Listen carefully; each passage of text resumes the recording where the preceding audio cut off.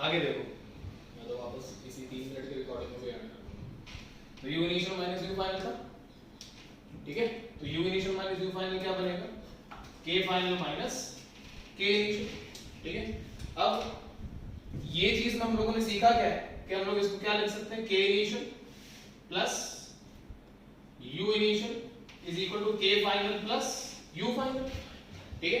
तो यहां से क्या बन गया, ये हमारे पास सीधा total energy initial sorry is equals to total energy final, पहली चीज ये।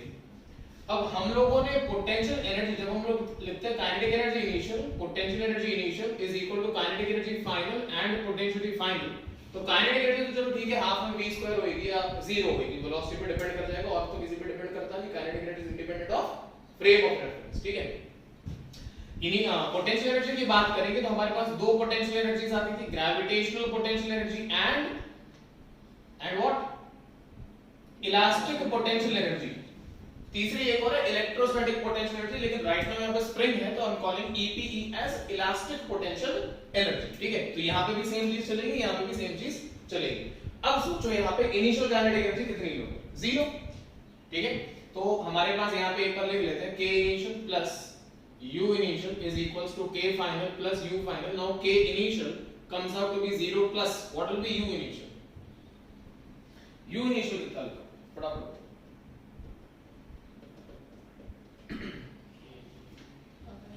अब देखो पता है क्या, इतना बताने के बाद ना एक चीज दिमाग में और क्लिक नहीं होती, वो भी सुन लो।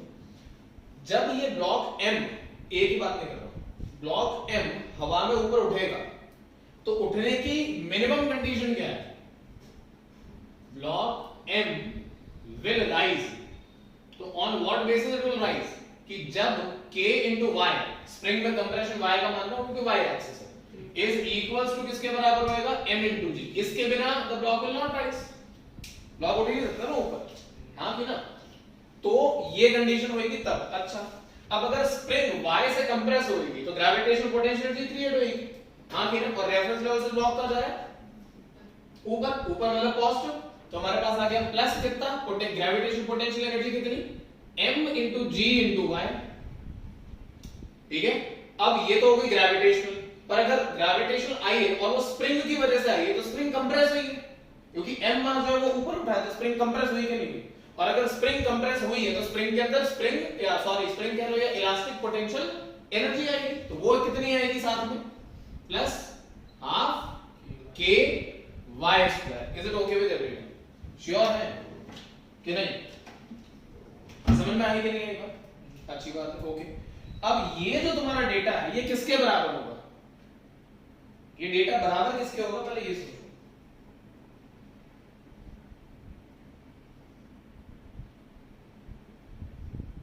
मिस कर गए ना कंसेप्ट को, देखो सुनो, जब ये ब्लॉक m ऊपर राइज करेगा तो हमारे पास देखो दोनों ब्लॉक रुके हुए हैं, इनिशियल हो या फाइनल हो, सिस्टम तो रुका हुआ है, तो काइनेटिक एनर्जी फाइनल भी 0 होगी, उसमें भी कोई शक नहीं है।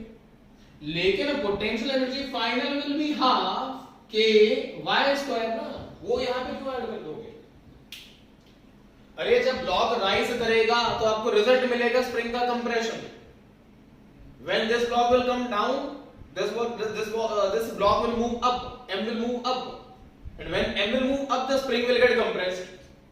So basically the potential energy of the gravitational potential energy is getting converted into the elastic potential energy, no? The spring is getting elongated, sorry, या compressed, जो भी उसके खींचेगी ना ऊपर। ये A वाला ब्लॉक जब नीचे आएगा तो ये स्प्रिंग elongate होगी ना, तो इसको और ऊपर खींचेगी, तो elongation, compression, elongation। आई बात समझ के लिए, ओके फाइन। तो यहां से हमारे पास अब ये डेटा बन गया, तो इस y से हमारे पास ये y तो कैंसिल ही हो जाएगा, और उसने हमसे क्या पूछा था, ओके फाइन। तो ये मास फिर मैं m नहीं ले सकता, जिस मास की वैल्यू निकाली वो m डैश कर लेते भाई। a वाला जो ब्लॉक है मैंने उसका मास m डैश मान लिया, तो अगर a वाला ब्लॉक नीचे y से जाएगा तो स्प्रिंग y से elongate होगी।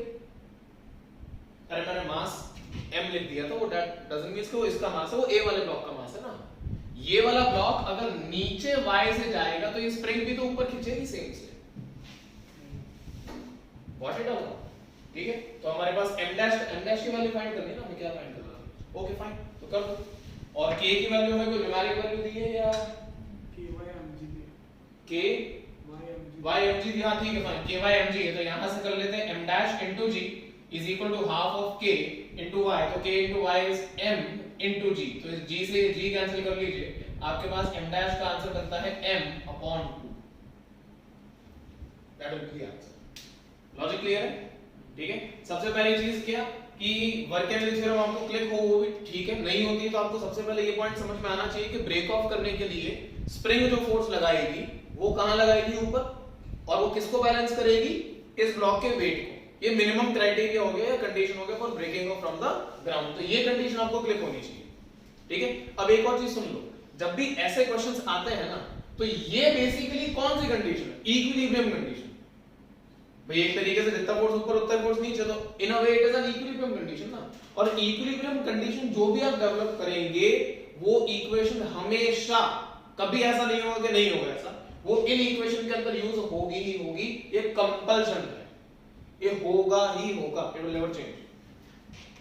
तो अगर आप इक्विलिब्रियम तक पहुंच जाए तो अपने दिमाग में लेके आ जाइएगा कि मेरे को कैसे भी करके इस इक्वेशन को यूज करना है, तो psychologically it will be a benefit. ठीक है, so that is the solution for the question, m dash is equals to m by 2, option तो है बाकी, ठीक है। चलिए आगे एक और क्वेश्चन लिखें। The figure shows a uniform and smooth flexible rope. The figure shows a uniform and smooth flexible rope. Uniform and smooth flexible rope of mass m and length 2l. Of mass m and length 2l. Of mass m and length 2l. Full stop. आगे लिखें. It is symmetrically supported on a nail A. It is symmetrically supported on a nail A. दीवार में एक कील है, ऐसे nail है, और एक रोप को हमने ऐसे सिमेट्रिकली इसके ऊपर सपोर्ट करवा दिया। दिस इज अ रोप।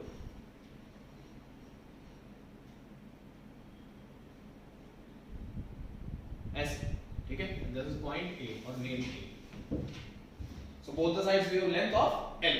ठीक है, ये भी दिया हुआ था अभी क्वेश्चन में कि ये जो लेंथ है ये एल के बराबर है। चलिए अब आगे क्वेश्चन में लिखें, if due to slight jerk the rope starts falling, if due to slight jerk the rope starts falling, find its speed, the rope starts falling, then find its speed when it leaves off the nail, find its speed when it leaves off the nail, when it leaves off the nail, find its speed when it leaves off the nail। ठीक है, तो जब ये रोप पूरी की पूरी सीधी हो जाएगी, नेल की एक तरफ आ जाएगी और ये रोप को लीव करने वाली होगी, तब स्पीड कितनी है, ये क्वेश्चन है। मतलब आपका डायग्राम किस में कन्वर्ट हो जाएगा, ये आपकी नेल है मान लीजिए, नेल ए, और रोप इस कंडीशन पे पहुंच जाएगी,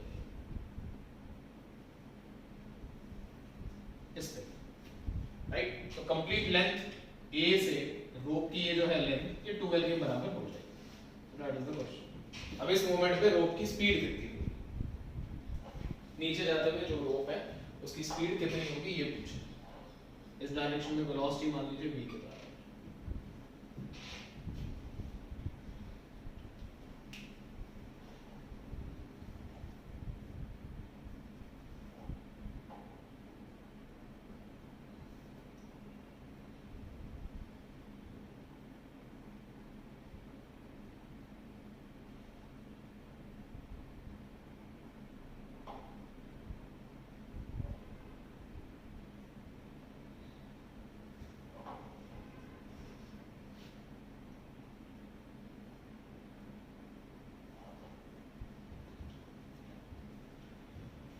मुझे एक बात का जवाब दीजिए, राइट नाउ जब ये कंडीशन है तो centre of mass of the rope यहाँ पे होगा L/2 पे, ठीक है।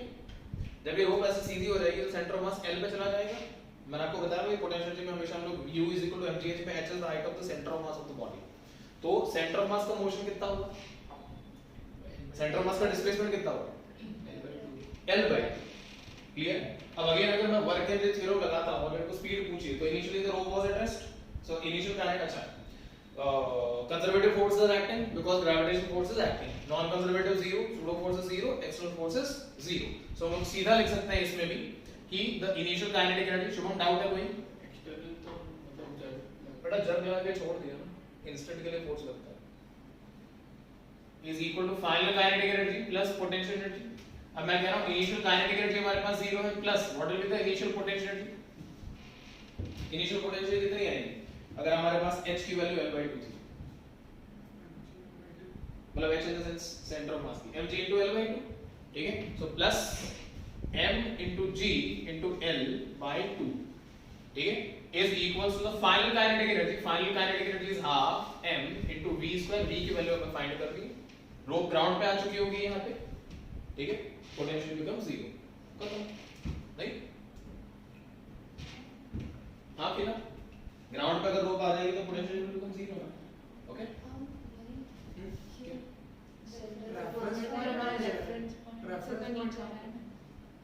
तुमने L/2 किसके रिस्पेक्ट में लिया?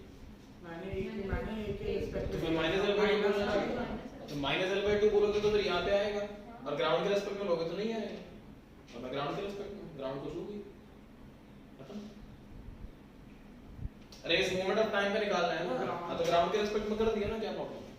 तो L/2 तो पॉजिटिव है, हाँ ऊपर ऐसे पॉजिटिव है. हाइट थी हाँ तो करिए ना ग्राउंड के रिस्पेक्ट में L/2. अरे डिस्प्लेसमेंट तो L/2 होगा ना, ए से देखे या ग्राउंड से देखे, नेट डिस्प्लेसमेंट तो L/2 ही होगा, उसमें क्या चेंज है?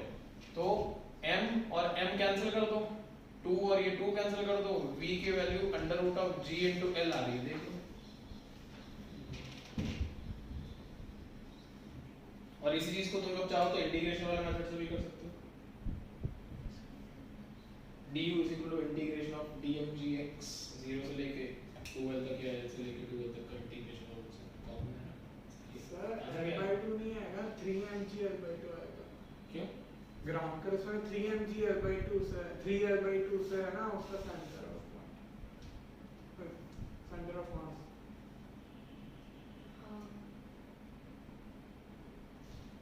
ग्राउंड के रेस्पेक्ट पहले L/2 पे था, ग्राउंड के पहले 3L/2 पे था, फिर बाद में L/2 L/2 पे कैसे हो गया? ग्राउंड पहले इसको मानेगा ना ग्राउंड भाई, एक तरीके से लेवल लेगा तो तो मैंने नीचे 12 मालूम है, नीचे 12 मालूम 12 तक का. हाँ ठीक है, तो उससे 3L/2 आ रहा है. अरे इसी यही ग्राउंड का लेवल है, यही रेफरेंस का लेवल है, मान लिया. हाँ तो बाद में वो 3L/2 होगा ना, अगर वो ग्राउंड हो तो ग्राउंड को यहाँ पे ग्राउंड, यहाँ पे इसके लिए ग्राउंड कहाँ है फिर? उसके लिए भी उधर ही है. तो फिर ग्राउंड और इसके बीच में हाइट कितनी है? 3L/2. कैसे? अरे A से 2 3 A से 2L है. A से L है. अरे ग्राउंड 2L है. अच्छा हाँ, ग्राउंड 2L है और A से सेंटर ऑफ पॉइंट L/2 नहीं बेटा ऐसे बेटा नहीं होता. जो रोप है, जो रोप के क्वेश्चन देख, जो हमने ये वाले करे थे, ये वाले क्वेश्चन याद है? तो रोप स्लाइड हुई, ठीक है, तो जब ये रोप सीधी हो जाती है ना तब, और ये रेफरेंस लेवल थोड़ी ना चेंज कर देगा क्या? उस वाले के लिए और इस वाले के लिए जो ग्राउंड का रेफरेंस लेवल वो थोड़ी ना आप चेंज कर दोगे. अरे मेरी गलती क्या, मैंने अलग रेफरेंस पॉइंट हाँ समझ गया, तेरा रेफरेंस लेवल मैं समझ गया. तूने एक बार ग्राउंड को वहां माना, एक बार 2L नीचे माना, तो उसके साथ तो 3L/2 ही आएगा. वैसे नहीं करना. इसका मतलब तो तुमने अलग अलग ले लिया ना, एक बार तुमने उसके नीचे ले लिया, एक बार तुमने उसके नीचे ले लिया, फिर तो गलत ही आएगा. इसमें वो क्या है कि यहाँ पे अगर मान रहे हो तो इसको हल्का सा खींचोगे तो ये पूरी चीज ऊपर आके नीचे से नीचे गिरेगी, तो तब तक में इतना हिस्सा नीचे जमा होता जाएगा. तो जब वो लीव कर रही है ए पॉइंट को, नेल को, जो ऊपर का हिस्सा है वो लीव कर रहा है, वो कितनी स्पीड से लीव कर रहा है वो पूछ रहा है, क्योंकि नीचे मास खिसता जा रहा है, ये नीचे रोप खिसती जा रही है, खिसती इन द सेंस कि फोर्स एक्सपीरियंस करती जा रही है. नीचे में तो भी ठीक है ना, पहले 3L/2 फिर L. तो फिर यहाँ पे और यहाँ पे दोनों जगह पोटेंशियल ले रहे होगे फिर तो फिर L/2 ही हुआ. हाँ तो माइनस करके वापस से आंसर L/2 ले लो तो चलेगा. तुम सिर्फ एक जगह लोगे पोटेंशियल तो नहीं चलेगा. सर ये साइड 3L/2 आएगी और वहां L आएगी. मैं वही कह रहा हूँ ना कि अगर तुम एक जगह पे सिर्फ एक जगह पे पोटेंशियल एनर्जी लोगे तो फिर गलत हो जाएगा। भाई मैंने यहाँ पे 0 मानी है तो मेरा नेट डिस्प्लेसमेंट L/2 का है। अब तुम एक जगह पे 3L/2 ले रहे हो और एक जगह पे L ले रहे हो तो फिर आंसर वो बन जाएगा, सबट्रैक्ट होगी जो भी बन रहा है। यू कैन नॉट टेक, मतलब यहाँ पे फिर 0 नहीं मान सकते। नेट डिस्प्लेसमेंट या सबट्रैक्शन का आंसर L/2 ही रहना चाहिए। ठीक है, फिर तुम जैसे भी करते रहो कोई दिक्कत नहीं, क्योंकि delta is independent of frame of reference. ठीक है, ओके। तो ये बन गया हमारे पास। एक और देखिए क्वेश्चन फिर आगे।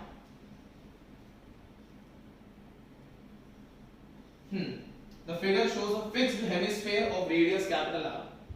The figure shows a fixed hemisphere of radius capital R. And a person pulls a small body of mass m. And a person pulls a small body of mass m.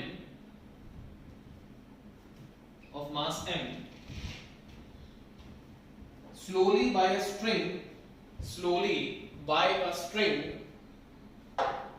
along the rough surface of hemisphere.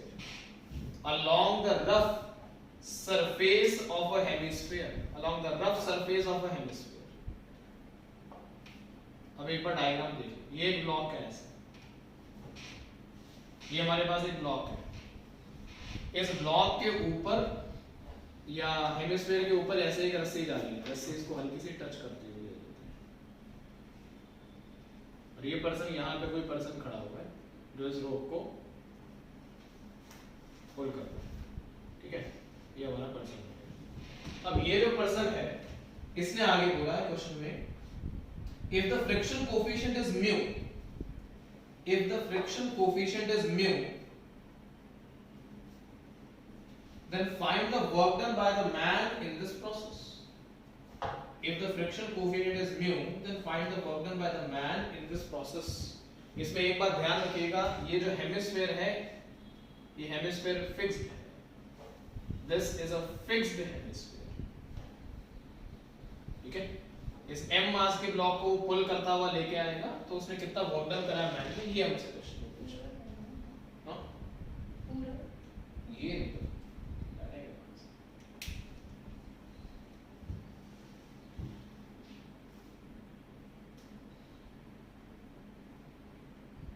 from the ground, ऐसा करिए, from the ground to the top of the hemisphere. Let's take it like that. The person is pulling the mass m from the ground to the top of the hemisphere. Top means यहाँ top तक लाएगा, उतने का आपको work done करना है।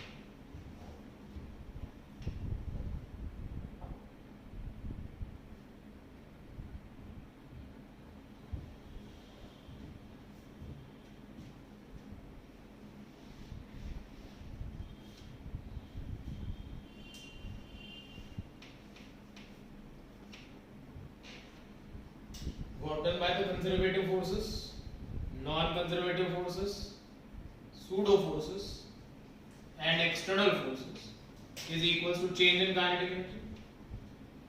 Non-conservative is basically the work done by the friction, इस बार तो friction आएगा, ठीक है, और pseudo force नहीं है तो pseudo force को हम लोग खत्म कर लेते हैं। External, sorry, change in kinetic energy, तो initial kinetic energy 0 है, इस पर्टिकुलर पार्ट पे इनिशियल काइनेटिक एनर्जी 0 और चाहते क्या है हम कि ब्लॉक यहाँ पे आके रुक जाए तो फाइनल काइनेटिक एनर्जी भी 0। तो एक तरीके से डेल्टा के को मैं 0 बोल सकता हूँ। Got it? ठीक है, नाउ कंजर्वेटिव फोर्सेस के नाम पे मेरे पास क्या चीज है, work done by the gravity. Gravity is a conservative force, तो दिस नॉन कंजर्वेटिव के नाम पे हमारे पास क्या है, तो फ्रिक्शन। ठीक है, और एक्सटर्नल कौन है, तो work done by the man. उम्मीद है आपको ये बात समझ में आ रही है। ओके, तो in displacing the block slowly from bottom to top, नीचे से लेके ऊपर तक अगर मेरे को ब्लॉक को डिस्प्लेस करना है, ठीक है, देन इसको कैसे एक्सप्रेस करेंगे, मैन का जो वर्क डन होगा वो किसके बराबर होगा,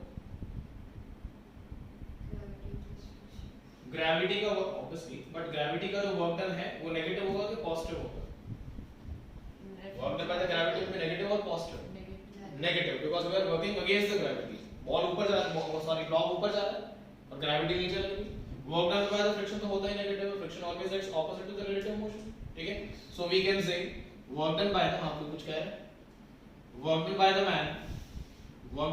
man is equals to work done by the gravity is equals to work done by the gravity plus work done by the friction plus work done by the friction, ठीक है, weekend, ठीक है ना, ओके। तो work done by the man gravity का work done कितना होगा, m into g into r plus friction का वर्क डन कितना होगा, म्यू था ना, कोएफिशिएंट ऑफ फ्रिक्शन क्या था, हां फाइन, म्यू भाई mu into m into g into r, friction force इतना लग सकता है, मैक्सिमम उससे ज्यादा लग ही नहीं सकता,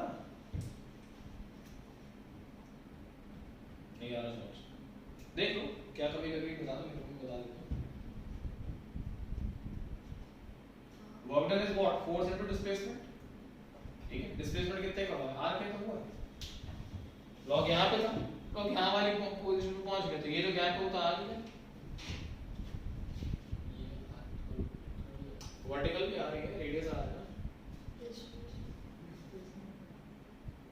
इनिशियल वो है फाइनल है ना, तो r2 है, फोर्स और डिस्प्लेसमेंट के बीच में एंगल कितना है, अगर √2r बोल रहा था एंगल 45 बनाना, तो cos 45 क्या होता है, 1/√2, √2 से √2 कट गए, फिर से r बच गए। अगर तुम ये कह रहे हो, सही बात बोल रहे हो, डिस्प्लेसमेंट ये कर लिया तुम लोगों ने, इनिशियल और फाइनल पोजीशन को ज्वाइन कर दिया, ठीक है, तो जो टेंशन फोर्स है वो तो ये लग रहा है ना, गॉट इट। तो ये अगर r है, ये और ये अगर r है, तो ये √2r बोले तुम, ये √2r बोले तो ये वाले एंगल कितने हैं, 45 डिग्री, तो cos 45 is 1/√2, ये तो मैंने सीधा ही लिख दिया, cos 45 कर उड़ा के बात कर रहा हूं, ठीक है। तो बस यहां से आंसर बन गया, m into g कॉमन निकाल लीजिए, sorry m into g into r common निकाल लीजिए, 1 plus mu is the work done by the man, खत्म, ठीक है, ओके, देख लो कोई तकलीफ है तो बोल दो।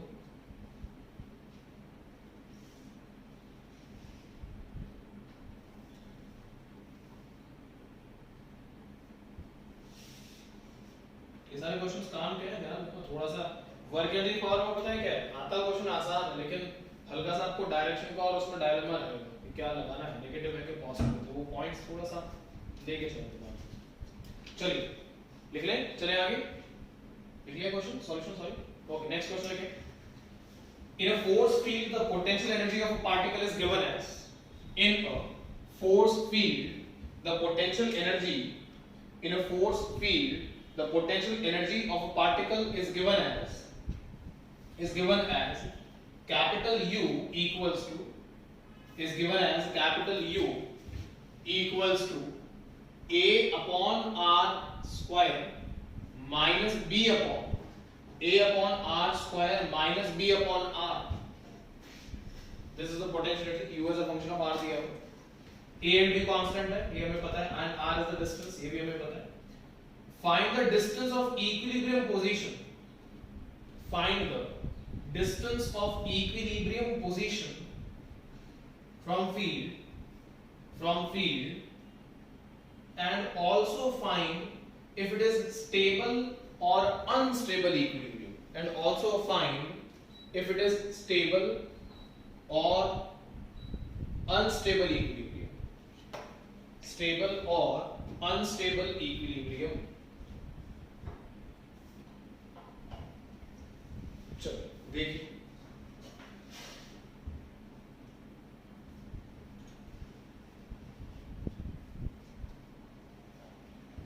सबसे पहला स्टेप क्या होता है, हमें पता क्या है कि फोर्स जो है वो minus of du by dr होता है, ये चीज तो हम लोग जानते हैं, ठीक है। तो अगर मैं पहले du by dr की वैल्यू फाइंड कर लेता हूं, तो du by dr कितना बनेगा, वो बनेगा d by dr of ar square, sorry ar to the power -2 into b r to the power -1, ठीक है। तो यहां से क्या बन जाएगा, कुछ गलती है, ओके, तो यहां से क्या बन जाएगा, -2 a r की पावर -3, तो -2a बाय r की power 3 minus and minus plus -1 नीचे उतरा तो प्लस हो गया, ठीक है, तो b अपॉन r का स्क्वायर, ठीक है, तो that is your du by dr, this is our du by dr, ठीक है। अब अगर du by dr की ये वैल्यू है हमारे पास, तो f is equal to minus of du by dr और f को जीरो करते हैं इक्विलिब्रियम कंडीशन से। भाई जब भी इक्विलिब्रियम कंडीशन फाइंड करनी होती है तो क्या करते हो, फोर्स को जीरो ही तो करते हो, नेट फोर्स जीरो होता है तभी तो बॉडी इक्विलिब्रियम होती है। तो यहां से सीधा कर देते du by dr equals to 0 implies -2a by r cube plus b by r square is equals to 0। तो यहां से क्या बन गया हमारे पास, 2a divided by r cube is equals to b by r square। 3r से 2 को cancel कर दो तो हमारे पास r equals to बन गया b upon 2a, ठीक है। At this position we will get sorry उल्टा 2a upon b, sorry b upon 2a नहीं 2a upon b, उल्टा लिख दिया 2a upon b। इस पोजीशन पे आपको इक्विलिब्रियम मिलेगा। अब उसने क्वेश्चन के साथ में पूछा है कि बताओ ये अनस्टेबल इक्विलिब्रियम है या स्टेबल इक्विलिब्रियम है। तो उसके लिए क्या करते हैं, मैंने आपको बताया हुआ है वर्क एनर्जी थ्योरम में या वर्क एनर्जी पावर के चैप्टर में कि एक बार आप du by dr निकालेंगे तो आपको ये पता लगेगा कि इक्विलिब्रियम कहां पे है। जब आप दूसरी बार du by dr करेंगे मतलब d2u by dr स्क्वायर, तो वहां से पता लगेगा कि आपका इक्विलिब्रियम जो है वो स्टेबल नेचर का है या अनस्टेबल नेचर का है। किया हुआ है हम लोगों ने ऐसा। तो अगर du by dr की वैल्यू है -2a by r cube plus b by r square, तो अगर मैं d2u by dr स्क्वायर लिखता हूं या d square u by dr square लिखता हूं तो ये कितना बनेगा, -6 नहीं सॉरी +6, राइट।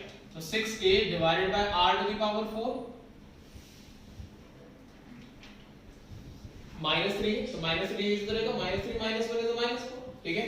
अब ये ऊपर गया तो -2 है तो माइनस, ठीक है, and now this is a 2b upon r to the power 3। भाई क्वेश्चन में यही तो पूछा है आपसे, गलती है तो बता दो, ठीक है। अब उसने बोला कि d2 by dr स्क्वायर और आपका इक्विलिब्रियम पोजीशन क्या आया मेरे पास 2a upon b, r की वैल्यू 2a by b जो है वो पुट करो उसके अंदर और देखो पॉजिटिव आता है कि नेगेटिव आता है। भाई इस डेटा का इन इक्वेशंस का मतलब क्या है पहले समझ लो। इस इक्वेशन का मतलब है कि r की इस वैल्यू पे इक्विलिब्रियम होगा। अब आपने ये निकाला, अब इसमें r इन्वॉल्व हो रहा है, इसको एकदम क्लियर करो। तो r इन्वॉल्व हो रहा है मतलब this answer is still a function of r। तो you cannot decide right now कि it is a stable equilibrium or unstable equilibrium because the answer is neither positive nor negative। भाई हमने ये तो कंडीशन डेवलप करी थी कि positive आ जाएगा तो स्टेबल होगा, सॉरी अनस्टेबल होगा या स्टेबल होगा, ये करी थी हमने।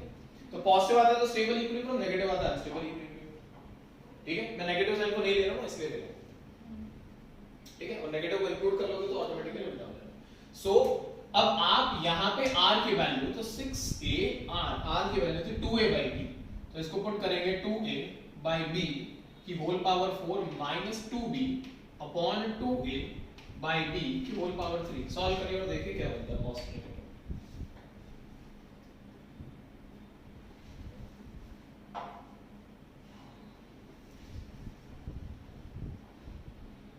कंफ्यूज बिल्कुल ना हो।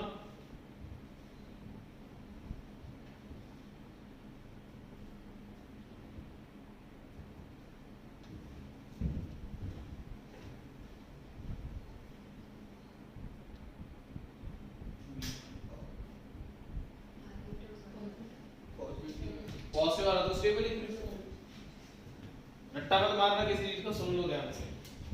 f is equal to minus of du by dr लिखा है, मैंने कहीं पे भी नेगेटिव को इंक्लूड नहीं करा था, ठीक है। नेगेटिव को लेते minus of du by dr करते तो क्या बनता, ये इधर आता नेगेटिव में, वो उधर जाता पॉजिटिव में, हर चीज में नेगेटिव नेगेटिव इन्वॉल्व होता जाता।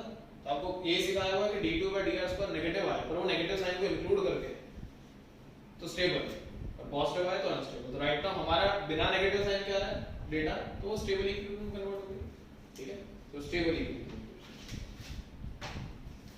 आंसर आपका पॉजिटिव आ रहा होगा और पॉजिटिव आंसर बन रहा होगा b to the power 4 upon 8a cube. जब आप इस पहले को सॉल्व करेंगे तो आपके पास बनेगा इसको b to the power 4 upon 8a cube. This will be the value. ठीक है? Since it is positive, we have a stable equilibrium equation. Next question लेके please फटाफट. The potential energy of a particle of 1 kg mass. The potential energy of a particle of 1 kg mass in a force field, 1 kg mass in a force field.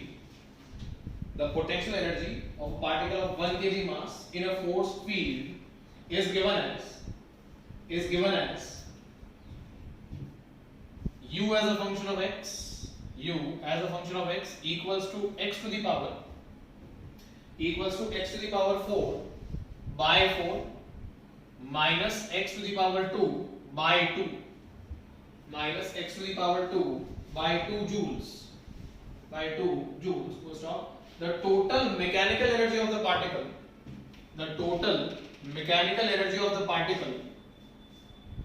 is 2 joules. The total mechanical energy of the particle is 2 joules. The total mechanical energy of the particle is 2 joules.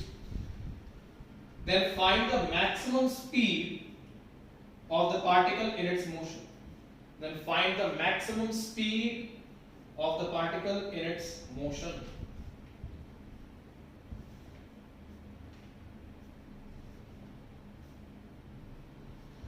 Question को सुनिएगा, sorry समझिएगा ध्यान से, मैं explain कर रहा हूं. आप लोग बोर्ड पे देखिए, मैं बता रहा हूं.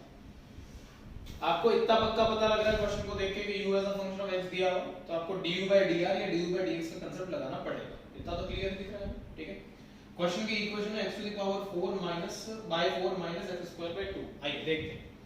सबसे पहली बात, जितना पता है उतना यूज करें दिमाग अपना. तो du/dx आपको पता है, लगा सकते हैं आप लोग. तो du/dx अगर लगाएंगे भी किसको पता करना, du/dx आप लोग अगर कैलकुलेट करेंगे तो ये बनेगा 4 नीचे उतरेगा तो 4x³/4 4 कटेगा, 2x to the power 1 bye 2 तो 2 से 2 कटेगा.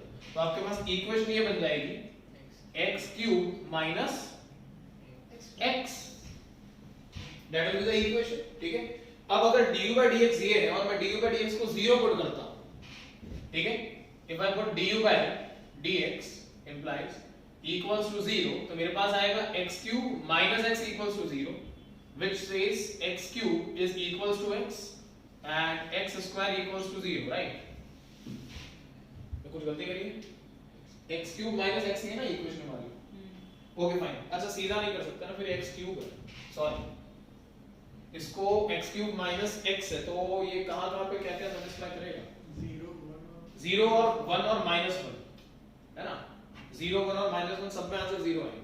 तो हमारे पास इसका मतलब बन गया x equals to 0, +-1. इसको ऐसे ले लेते हैं भाई, ये सेटिस्फाई करेगा ना. x को 1 पुट करके देखो, 1 - 1 is 0, -1 पुट करके देखो, -1 का cube is -1, -1 again it is a 0, और 0 पुट करोगे तो बनेगा भाई. क्यूबिक इक्वेशन है ना, तो 3 रूट बनेगा. स्क्वायर होता तो 2 रूट बनते हैं. Got it? Okay. अब मेरी बात समझे ध्यान से. x की इस वैल्यू पे हम लोगों को इक्विलिब्रियम मिलेगा. अच्छा, उसके बाद के लिए सेम कंडीशन, तो जो सेम स्टेप्स हैं वो पहले फॉलो करके हम लोग खत्म करते हैं, फिर हम लोग और बात करेंगे. What is d2u/dx²? What is d2u/dx² is 3x² - 1. ठीक है? अब x = 0 पे भी तो मेरे को एक डेटा मिलेगा, +1 पे भी एक डेटा मिलेगा और -1 पे भी एक डेटा मिलेगा.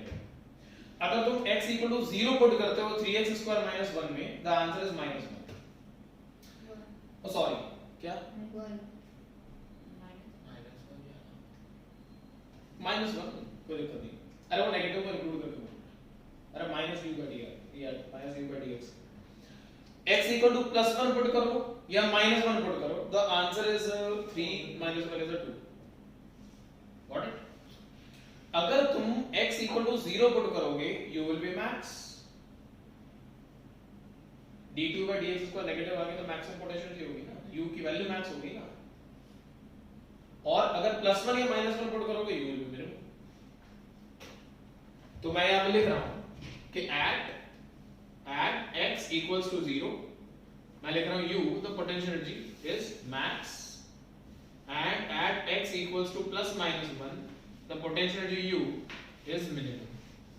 अब क्वेश्चन में उसने हमसे बोला है कि उसको मैक्सिमम स्पीड या मैक्सिमम वेलोसिटी चाहिए, और एस्टेम में हम लोगों ने ऐसा सीखा हुआ है कि जहां पे काइनेटिक एनर्जी मैक्स होती है वहां पे u मिनिमम होती है, जीरो हो भी सकती है, जीरो नहीं भी हो सकती है। It may be zero, it may not be zero, wherever the kinetic energy is max at the same point potential energy may be zero or it may be minimum, दोनों में से एक कंडीशन पॉसिबल है। तो अगर मेरे को maximum speed चाहिए तो ये तो पक्का है कि काइनेटिक एनर्जी मैक्स चाहिए, और काइनेटिक एनर्जी मैक्स तभी आएगी जब u की वैल्यू क्या होगी, मिनिमम। आई बात समझ में? अब उसने हम लोगों को टोटल एनर्जी का डेटा दिया हुआ है, तो मैं u मिनिमम का डेटा तो बना ही सकता हूं, u मिनिमम का डेटा बना सकता हूं x को 1 पुट करके। तो मेरे पास u मिनिमम का डेटा क्या है, पहले वो बना है, जीरो कैसे आया, u की वैल्यू मिनिमम चाहिए ना बेटा, तो 1/4 माइनस 1/2, अच्छा ओके फाइन, वो हो सकता है, तो ये बन गया -1/4, u मिनिमम तो -1/4 ही बनता है ना, अब कोई बात नहीं। और इस दिस वैल्यू, और आप इसमें इसको करेंगे कि अगर आपको काइनेटिक एनर्जी की मैक्स वैल्यू चाहिए तो हाँ में से माइनस कर देंगे, is equal to total energy जो भी है माइनस u की मिनिमम एनर्जी। तो टोटल एनर्जी कितनी है, 2 जूल्स थी ना शायद, कितनी थी, 2 जूल्स, तो 2 जूल्स एंड दिस इज -1/4, देखो कितना आ रहा है, 9/4। हाँ 9/4, ठीक है। तो 9/4 joules is the maximum kinetic energy, speed नहीं है ये, इसको सॉल्व करने पे आपने बोला है 9/4 जूल्स, ये तो काइनेटिक एनर्जी है, उसने तो स्पीड पूछी है हमसे, तो is equal to half m v square करना पड़ेगा अभी, 3 डिवाइड हाँ जो भी आ रहा है मैं कर देता हूं एक बार। So will put half m into v max पूछा है, तो v max का स्क्वायर इज इक्वल टू कितना, 9/4 जूल्स, तो 9/4 जूल्स, ठीक है। तो मास की वैल्यू कितनी, 1 kg शायद, ओके, तो मास को भी 1 पुट कर ही देते हैं, तो यहां से इसको कैंसिल कर दीजिए 2, तो आपके पास v मैक्स का डेटा आ गया 3/√2 मीटर्स पर second, that should be the answer.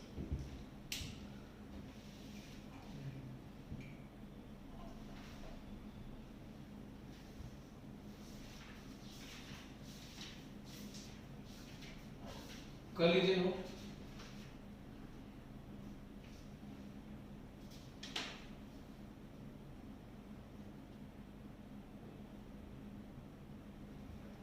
देखिए एक सिंपल सा क्वेश्चन दे रहा हूं, देखो क्वेश्चन में डायग्राम दिया होगा, ये एक आध, हाँ बोलिए, इसमें आधा ही बोल देखना, हाँ इसमें ये साइड वाला नहीं देखना, ये जो बना रहा हूं ये देख ही नहीं रहा है, यार तो पहला वाला सब गया नहीं पहले आ रहा है।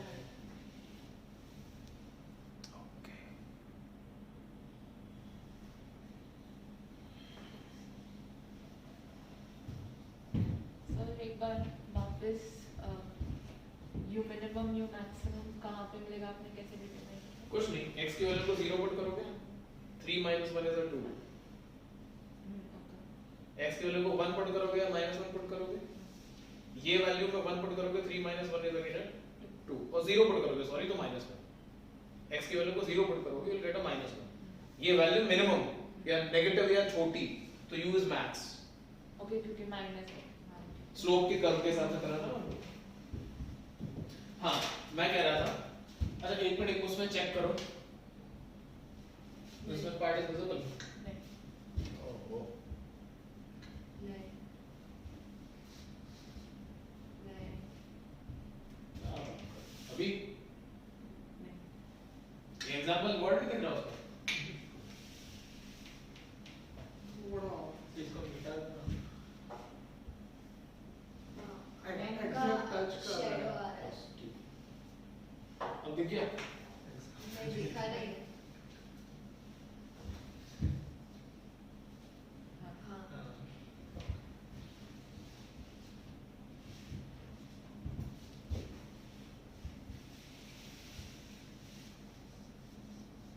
आती होगी मेरे साथ, फाइन व्हाटएवर। तो नेक्स्ट क्वेश्चन में हमें एक आर्क दी हुई है इस तरीके से, ये पॉइंट समझ में आया ना मैक्सिमम मिनिमम वाला, अभी क्लियर है ना, छोटी वैल्यू आएगी तो मैक्स, बड़ी वैल्यू आएगी तो मिनिमम, स्लोप का डेटा। ओके, सो क्वेश्चन में हमें एक आर्क दी हुई है इस तरीके से, arc is like this, and यहाँ पे एक ब्लॉक है टॉप पे,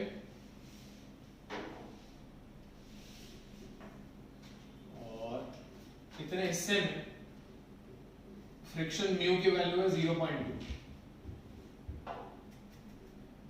और 1 kg का ब्लॉक है, पॉइंट ए से रिलीज करा गया, the block is of mass 1 kg and this height, जहां से इस ब्लॉक को रिलीज करा गया, दिस हाइट इज 1 मीटर। ठीक है, तो ए पॉइंट से रिलीज करा गया, बी से लेके सी तक के बीच का फ्रिक्शन म्यू 0.2 दिया हुआ है। इतना डेटा आपको क्वेश्चन में दिया। क्वेश्चन की लैंग्वेज सुन ले, इसको लिखने की जरूरत नहीं है। The figure shows a smooth track AB, AB is smooth and BC is rough, so smooth track AB with a rough horizontal surface at B with a coefficient of friction 0.2. A block of mass 1 kg is released on the track from the height of 1 meter. Find the distance it will travel on the rough track before coming to rest. Last line चाहे तो लिख सकते हैं, मैं लिख रहा हूँ board पे। Find the distance traveled by the block. Find the distance traveled by the block. Traveled by the block before coming to rest. हाँ, क्या बोल रहा है Shubham? 5 before coming to rest. हाँ, बाकियों का आंसर आ गया 5?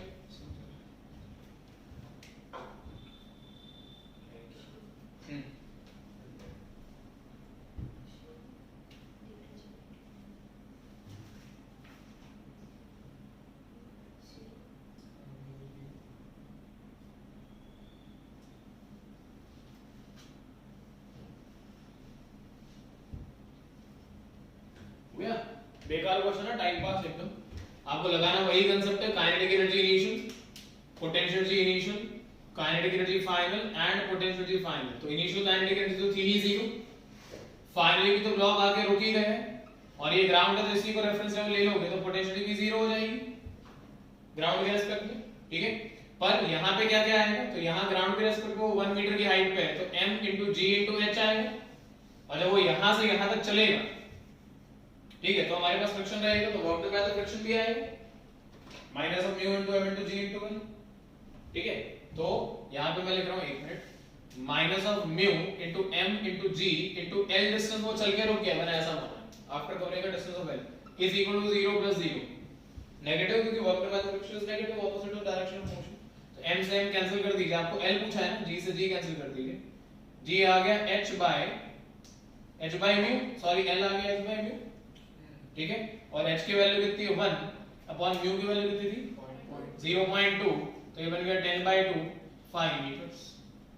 ठीक है, ये h बाय म्यू की फॉर्म में हम लोगों ने क्वेश्चन किया है कॉपी में या क्लास में पहले। ठीक है, क्या है लिखे एक और। अब इस क्वेश्चन में गलती मत करना प्लीज, क्वेश्चन की लैंग्वेज में या डायग्राम में टेबल पे एक चेन पड़ी है ऐसे, प्लीज सही कर देना इसको कृपा करके। ये एक चेन है इस तरीके से and it is hanging, some part of the chain is hanging, this length is x given in the question of the table, sorry hanging on the table। Question soon low again, आपको पता है question क्या है। a chain of mass m and length l rests on a table, chain का मास m दिया हुआ है, chain का लेंथ l दिया हुआ है, is resting on the table, initially rest पे है, तो initial kinetic energy is 0 with some part hanging over the edge। If x is equal to L/3,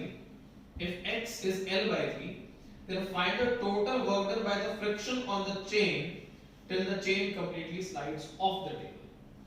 उसने बोला है क्वेश्चन में कि x की वैल्यू को आपको मानना है L/3, ठीक है, then find the work done by the friction, find the work done by the friction till complete chain slips off the table,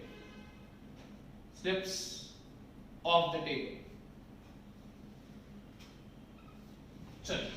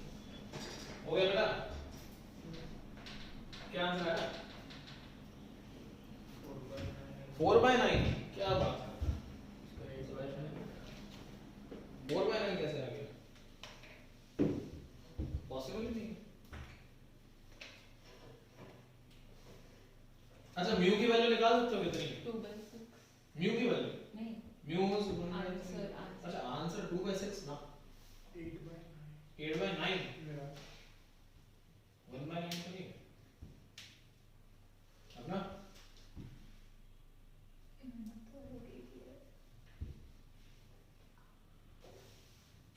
सबसे पहली बात ये है कि इसका कितना पार्ट नीचे हैंग करना है L/3 तो और मास L मीटर का मास m kg तो 1 मीटर का मास कितना होगा m/l तो L/3 का मास कितना होगा m/3 तो इसका मीनिंग ये हुआ कि mu into 2/3 m into g 2/3 mg कौन है normal reaction of this part on the table into mu becomes what the friction force acting on the chain because of the table is balanced by m/3 into g इसका force नीचे लग रहा है इसका friction इधर लग रहा है तो सिस्टम इक्विलिब्रियम में या रेस्ट पर चेन ठीक है तो यहां से m/g sorry m into g से m into g and 1/3 से 1/3 so the coefficient of friction between the table and the chain is of 0.5 ये म्यू की वैल्यू ठीक है अब म्यू की फॉर्म में आंसर निकाल दे तो भी चलेगा mu is not an issue अगर आपने ये स्टेप नहीं फॉलो करा है और आपने म्यू की फॉर्म में आंसर निकाल दिया इवन डायरेक्ट ओके कोई प्रॉब्लम वाली बात नहीं ठीक है अब क्वेश्चन में उसने पूछा था आपसे find the total work done by the friction अच्छा work done by the friction कैसे निकलेगा फ्रिक्शन इनटू डेल्टा x या फ्रिक्शन इनटू dy जो भी आप करना चाहते हैं 2L/3 की चेन नीचे हैंग कर सॉरी ऊपर टेबल पे है अब वो पूरी की पूरी खत्म करनी है इसका मतलब क्या होगा कि अगर मैं लिखता हूं dw the small amount of work done for a small amount of displacement का इंटीग्रेशन तो ये होएगा frictional force into dy what ठीक है अब इंटीग्रेशन कहां से कहां चलेगी तो 2L/3 की चेन ऑलरेडी हैंग कर रही है और finally zero length should hang on the table ये इंटीग्रेशन बनेगी फ्रिक्शनल फोर्स कितना लिखोगे ये फ्रिक्शनल फोर्स कितना लिखोगे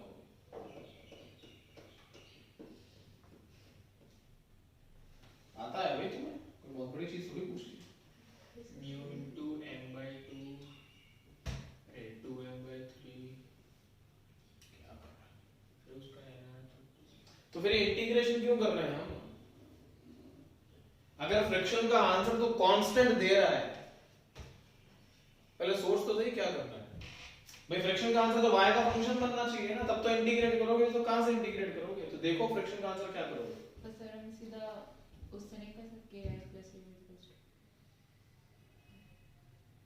कैसे कर सकते हो राइट नाउ टू नहीं कर डिस्ट्रीब्यूटेड मास सिस्टम होता है ना नहीं पर हम सेंटर हम हमेशा वैसे करते थे ना सेंटर ऑफ मास से ऊपर नीचे वाले की तो हम वैसे कर सकते हैं ओके क्या किया फिर मतलब वैसे कि काइनेटिक एनर्जी पहले जीरो उसमें Done. नीचे वाले का पोटेंशियल एनर्जी m/6 फ्रिक्शन ऊपर वाले का पूरा करेंगे इज इक्वल्स टू फिर नॉर्मल से पोटेंशियल एनर्जी आएगी तो हो गया उससे कितना है मतलब मेरा आंसर अगर अलग है कोई बात नहीं कितना है मेरा था मैं बोला 2/6 बोला था मैंने पर इसमें मेरा मास की वैल्यू रॉन्ग थी इसलिए मैं वापस मेरा 8/9 है यही मैथ है सर 8/9 इसी में था। चलो देखते हैं एक मिनट रुक जाओ हाँ तो work done by the friction की वैल्यू कितनी लिखो ये बोलो मेरे को फटाफट ये मुझे दिया स्मॉल छोटा मसला है एलिमेंट हाँ, और डीएफ okay. को इन टर्म्स ऑफ हाँ तो बेसिकली क्या करोगे यहां से किसी y सॉरी यहां से किसी y लेंथ पे या x लेंथ पे एक एलिमेंट ले लोगे और वो एलिमेंट का मास dm होगा अब dm को क्या लिख सकते हो dm को लिख क्या सकते हो mass per unit length into y length पे जाके ले लो और साथ में इनटू dy तो तुम्हारा यहां पे है ठीक है तो मैंने फ्रिक्शन का डेटा लिख दिया एक बार के लिए 2 into L/3 from 0 ये आ गया mu into mass is m into g by L into y into dy is it okay ठीक है ओके अब इसमें mu कांस्टेंट है m कांस्टेंट है g और L कांस्टेंट है y square by 2 देखो क्या बनता है फिर एक बार में mu m g by L and y square by 2 and we have 2L/3 से 0 इंटीग्रेशन करना है इसकी क्या बनेगी मतलब लिमिट्स पुट करना है mu mg by 2l, 0 minus 4 l square by 9। तो 2 से 4 काट दो 3 तो बनेगा नहीं, तो अच्छा 2 बनेगा, तो -2, एक l से एक l और कट गया तो -2 म्यू mg by 9। म्यू मैंने निकाल दिया था, कितना था 1/2, 1/2 gives me -1/9 m into g into l, यहाँ पे l लिखना रहेगा। This should be the answer of the work। ये कहाँ गया? ऑप्शन में मेरे हाँ -1/9, अच्छा उसने म्यू पुट करके नहीं निकाला, -2 म्यू mgl लिखा हुआ है, मैंने म्यू निकाल दिया साथ में। मतलब आप म्यू नहीं पुट करेंगे तो 2 म्यू वाला आंसर करेक्ट है, म्यू पुट करेंगे तो 1/9 वाला करेक्ट है, इसमें तो कोई वो है नहीं। ठीक है, लिख लो फटाफट से। और तुमने रेफरेंस लेवल किसको लिया था, टेबल को? यस सॉरी वंश, टेबल को। तो -mgl/6 लिया होगा, क्या किया देखें? नहीं -mg/18 आएगा ना, मास भी कम होगा। हाँ m/3, तो minus of m/3 g into l/6। ठीक है, अच्छा।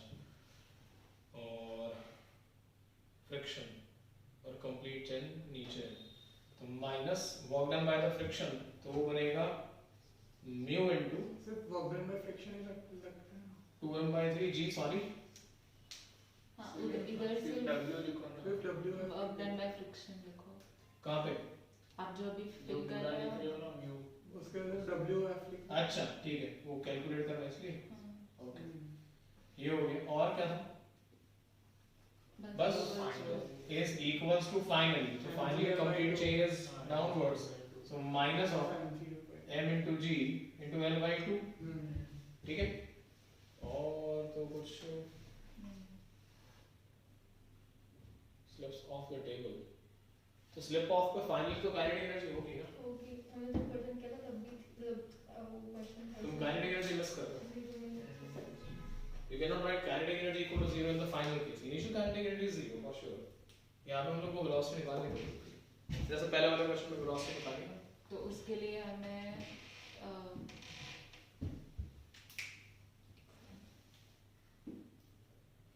वही काम करना पड़ेगा जो पहले किया, velocity तो वो निकालना। s कवर करने के लिए हमें न्यू वापस यूज वापस से kinetic energy sorry potential will get converted into kinetic उससे energy। हम फाइनल एनर्जी फाइंड करेंगे। पहले kinetic energy निकालोगे, फिर यहाँ पे kinetic energy put करोगे, और उसके बाद आप आगे का स्टेप फॉलो कर सकते हैं। हाँ, तुम चाहते हैं इससे कि kinetic energy कितनी आएगी वो निकाल सकते हो चाहो तो, प्लस kinetic energy कर दो या velocity कर दो। ठीक है, work done by the friction तो ऑटोमेटिकली इतने से पे वर्क डन लगेगा, मतलब -2 into 2mg/3 into g।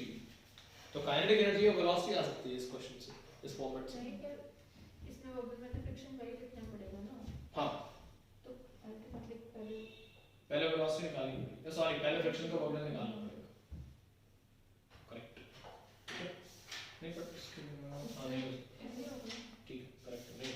Direct से ऊपर वाले का फ्रिक्शन नहीं लग सकता। हाँ, तो ये जो वर्क डन है, पर ये वर्क डन डायरेक्टली हम ऊपर वाले का ही फ्रिक्शन लेंगे ना, क्योंकि वेलोसिटी तो वो ही पार्ट दे रहा है। वेलोसिटी वही पार्ट क्यों दे रहा है, नीचे वाला पार्ट दे रहा है वेलोसिटी का, हैंग करने वाला पार्ट है। तो फाइनल वेलोसिटी हम ऊपर वाले की लेंगे ना, क्योंकि फ्रिक्शन तो बेटा ऊपर वाले की नहीं होती, फाइनल वेलोसिटी पूरी चेन की होगी, क्योंकि पूरी चेन नीचे ऐसे रखती होगी। फाइनल वेलोसिटी सिर्फ ऊपर वाले पार्ट की, दो अलग अलग हिस्से थोड़ी ना क्या चेन तो ऐसा कंप्लीट मॉड्यूल। ठीक है, तो पूरी चेन का लेंथ का वेलोसिटी है ना, जो भी कनेक्टेड हो उसको ना एक तरीके से इसलिए। ओके, और 2 लेंथ कितनी है, 12/3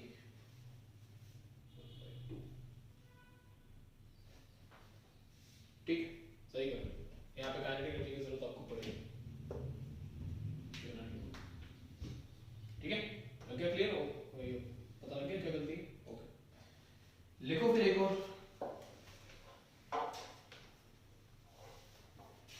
मैं थोड़ा सा ट्रैक चेंज कर दूंगा इसमें, एक देखो, a block slides down an inclined plane, a block slides down an inclined plane with angle of inclination alpha with the horizontal. With angle of inclination alpha with the horizontal. The coefficient of friction depends on the distance covered as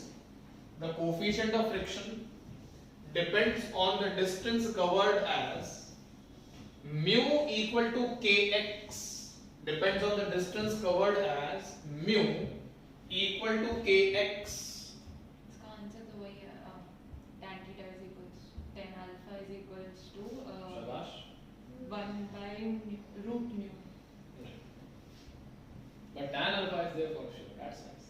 So tan mu equal to kx, k constant. Find the distance covered by the block till it stops.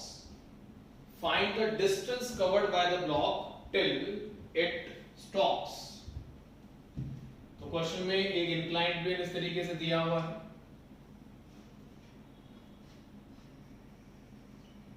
So this angle of inclination is alpha. और यहाँ पे एक block है ये. 1 by ठीक है, block नीचे आएगा, स्लिप होएगा. तो जब तक वो रुक नहीं जाता तब तक मैं उसमें कितना डिस्टेंस कवर अप करा है वो पूछा. ठीक है,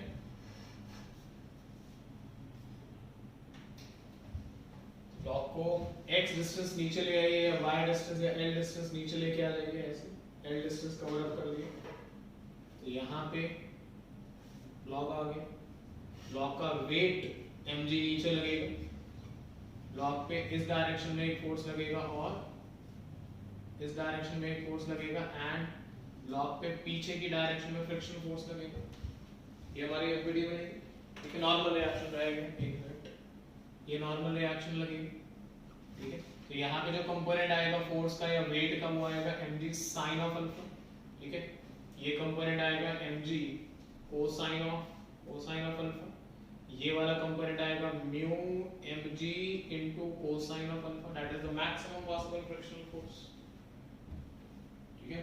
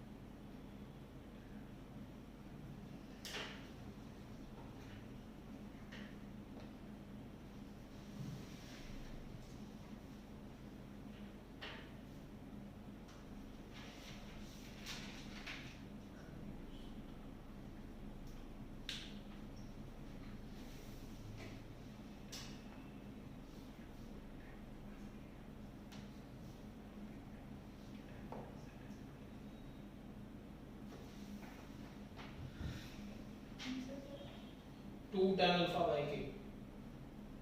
2 tan alpha by k is the answer. Yep. Change in potential will be mg sin alpha into L. ठीक है, and work done by the friction will be minus of mu mg cos alpha into dx. और 0 से लेके l तक integration कर दो, l length पे जाके वो रुक गया, ऐसा माना मैंने, ठीक है। तो change in potential energy is m into g into sin alpha, अच्छा l sin alpha, sorry mg into l sin alpha will be equal to what? The work done by the friction force, ठीक है। कहां से कहां तक? तो 0 length से लेके l मीटर तक। फ्रिक्शन की वैल्यू कितनी? तो mu into m into g, और कितना चला था वो? cos अल्फा, तो फोर्स बन गया into x into dx।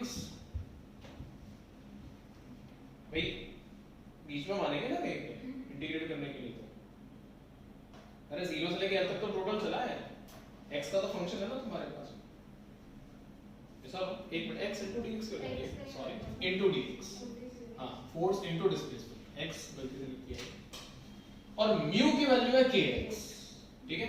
तो यहाँ पे हमारा mg और एक mg कैंसिल हो गया, अब आपके पास लेफ्ट हैंड साइड पे बचता है mg sin of alpha, and integrating it from 0 to l, mu is k times of x into cosine of alpha and dx, ये बनेगा। तो x cos alpha बाहर आ जाएगा, तो l sin alpha is equals to k into cos alpha, 0 to l, and x dx will be equal to x square by 2, so this gives me l square by 2, x square by 2 का integration l square by 2, और मुझे एक l से एक l cancel होता हुआ दिख ही रहा है, तो ये आ गया 2 sin by cos is a tan alpha, मैंने क्या बोला था? tan alpha by k बोला, क्या बोला? 2 tan alpha. हाँ 2 tan alpha by k, okay, gives me the value of l। हाँ बोलिए प्लीज। एक बार क्वेश्चन में बोलो ना tan mu is equal to kx और mu is equal to k. mu is equal to kx, tan mu is equal to k. tan theta होता ना, होता तो ये tan alpha होता, tan mu cannot be kx। हाँ मैंने जो किया था उसमें म्यू की वैल्यू ढूंढनी थी और डिस्टेंस कवर वेरिएबल थी मेरे पास, तो उसमें म्यू की वैल्यू नहीं, mu की वैल्यू तो दी हुई है kx, नहीं, अच्छा मैंने जो किया ओके ओके, जो पहले जो इसलिए किया, मैंने ओके कोई बात नहीं। तो ये क्वेश्चन था, ये सारे क्वेश्चन ठीक ठाक हैं, मतलब थोड़े टफ लग रहे होंगे आपको या अजीब से लग रहे होंगे, मैं गलत एक्सपेक्ट है, लेकिन काम के हैं सारे।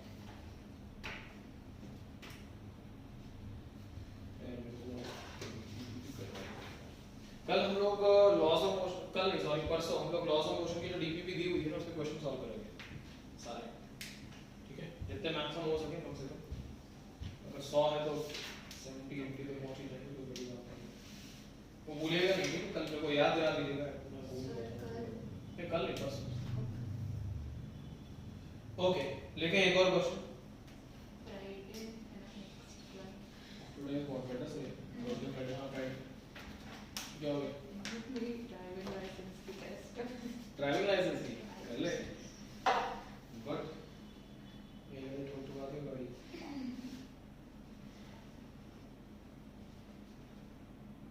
जरूरी कर लो।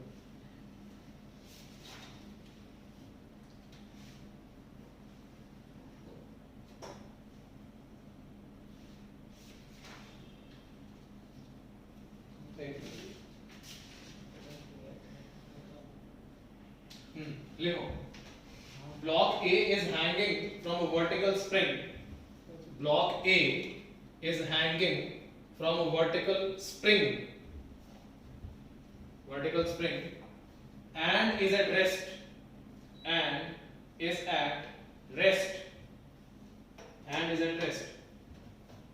full stop.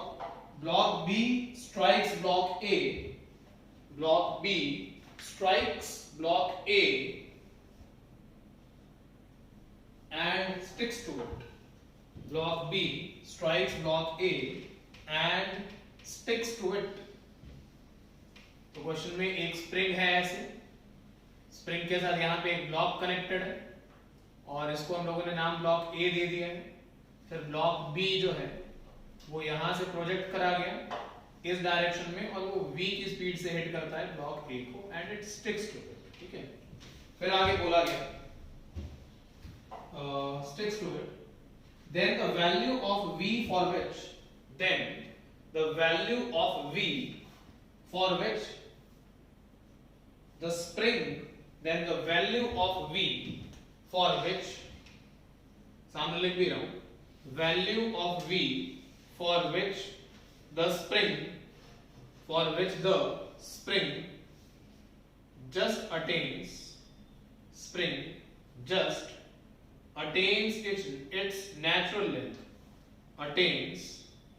its natural length, spring just attains its natural length.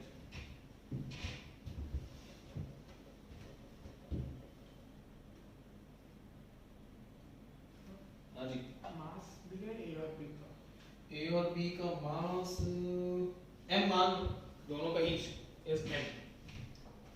Mass of A, mass of B is equals to small.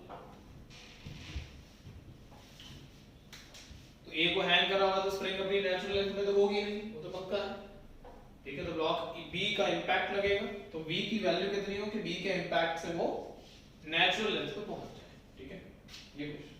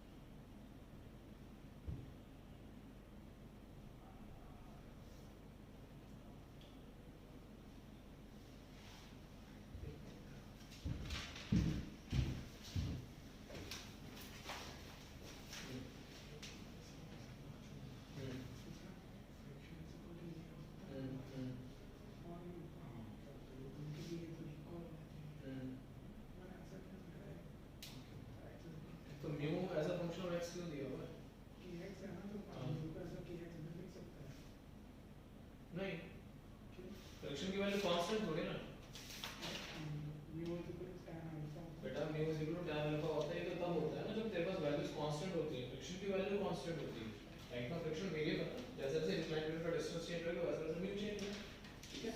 हां जी, AC थोड़ा ज्यादा टेंपरेचर बढ़ा दो मतलब 24 25 26 राइट, ओके। अभी के लिए बंद ही करो।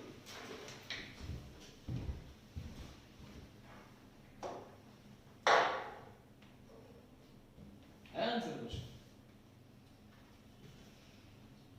भाई, mg जब a वाला मास जब हैंग कर रहा है तब इसका मतलब क्या, स्प्रिंग में जो इलोंगेशन है इनिशियल उसको x नॉट मान ले तो kx नॉट, ठीक है। Is the force acting on the block A because of the spring, force acting on block A because of the spring is kx naught is balanced by the weight of block A which is m into g. तो elongation in the spring initially under equilibrium condition is m into g by k, ठीक है। अब ये block इसको hit कर रहा है, तो अगर मैं लगाता हूं इनिशियल मोमेंटम तो m into v plus 0 is equal to final momentum, तो both are moving with a common velocity v dash and that's obvious कि दोनों जो masses हैं वो v by 2 की कॉमन स्पीड से चलेंगे because b is sticking to it, ठीक है।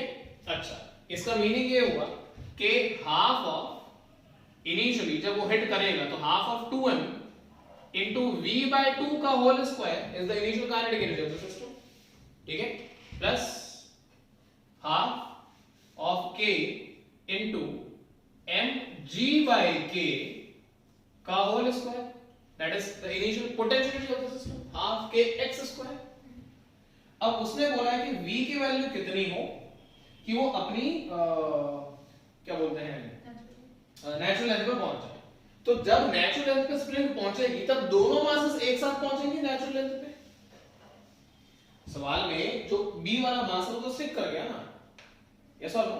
तो दोनों मासेस ने जो हाइट कवर अप करी है ऊपर मिलके वो mg by k की है, और नेचुरल लेंथ पे स्प्रिंग का फोर्स लगना बंद हो जाएगा, तो नेचुरल लेंथ पे स्प्रिंग एनर्जी खत्म हो जाएगी। और हम ये मान रहे हैं कि जो भी वेलोसिटी हमने v ब्लॉक b को दी है वो इतनी है कि जैसे ही नेचुरल लेंथ खत्म होएगी वेलोसिटी कन्वर्ट हो जाएगी कंप्लीटली पोटेंशियल के अंदर। That means this data is equals to 2m into g into h। For us the h is m into g by k। भाई दोनों मासेस नेचुरल लेंथ पे आ गए ना। व्हाट, उसके बाद वो इनर्शिया ऑफ मोशन के कारण ऊपर जाएंगे, हम अपने हिसाब से नहीं देंगे इसको कोई वेलोसिटी, ठीक है।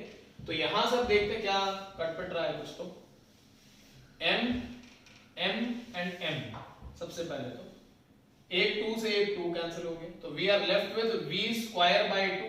ओके, k से k स्क्वायर कैंसिल हो गया, तो प्लस व्हाट, ये क्या था, स्क्वायर में था। ओके, तो plus we have m g square by 2k, ठीक है, is equals to we have 2mg square by k, ठीक है। तो mg स्क्वायर बाय 2k उधर चला जाएगा, तो v square by 2 is equal to m into g square by k, so we are left with what, 3 by 2, ठीक है। और इस 2 से, एक मिनट, नीचे 2 नहीं बचा, कौन सा वाला, 3/2 वाला, मतलब मेरे में क्या गलती हो रही है, वो ऊपर 4 आएगा ना, कहां पे, नीचे सबने 2 वही, निकाला, यस, तभी ये चीज 4 है और ये भी 4, ठीक है। तो इसको कैंसिल कर लोगे तो ये 2 बन जाएगा, तो v square is equal to 6 mg square by और k, सो v इज इसका रूट, आंसर ये फॉर्म में। I hope so 6 mg square by k, correct, इसी फॉर्म में, ठीक है, आया समझ में। चलिए नेक्स्ट क्वेश्चन लिखेंगे, सॉल्यूशन नोट कर लिए, मानुषी बाकी है, कर ले कोई बात नहीं, सॉल्यूशन लिखना ना छोड़, लिख लीजिए पूरा, कोई प्रॉब्लम नहीं।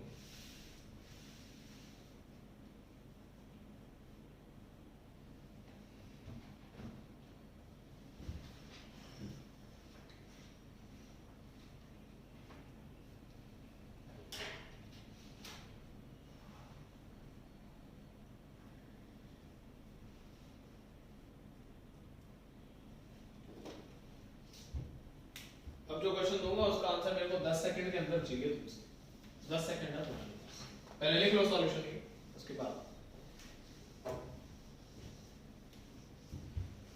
लिख लिया माशा, हो गया शुभम। ओके, लिखो question, the blades of a windmill sweeps out a circle of area capital A. The blades of a windmill sweeps out a circle of area capital A. Circle of area capital A. If the wind blows at a velocity v,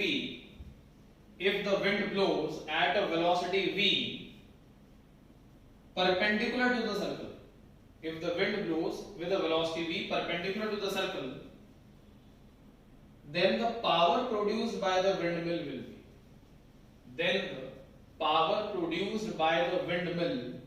will be, options, P is proportional to V, P is proportional to V square, P is proportional to V cube, and P is proportional to V to the power minus 2. 3 ये चीज याद है, चलिए बहुत बढ़िया, अगर याद है तो गुड। जो आज क्वेश्चन एक करा था 3/√2 वाला, जिसका आंसर 3/√2 था, उस क्वेश्चन का ध्यान रखिए, वेलोसिटी का आंसर 3/√2 मीटर्स पर सेकंड आया था इस क्वेश्चन, इसका ध्यान रखिए। Okay, another question we have, लिखें, a block is lying on a smooth surface, with spring, a block is lying on a smooth surface with spring attached to it,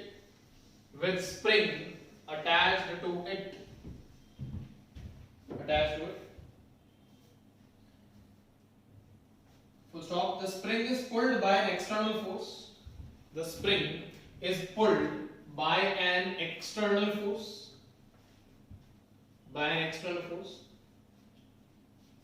उसके बाद एक मिनट रुको, मैं बोल रहा हूँ question.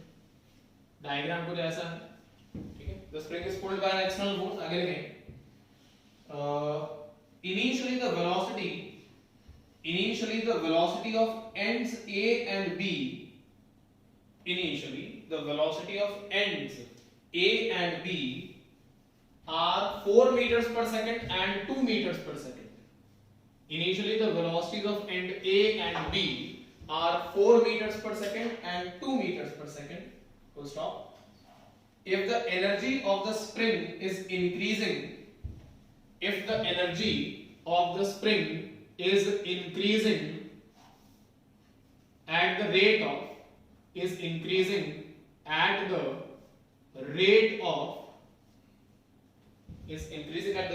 20 joules per second, at the rate of 20 joules per second, then the stretch in the spring is,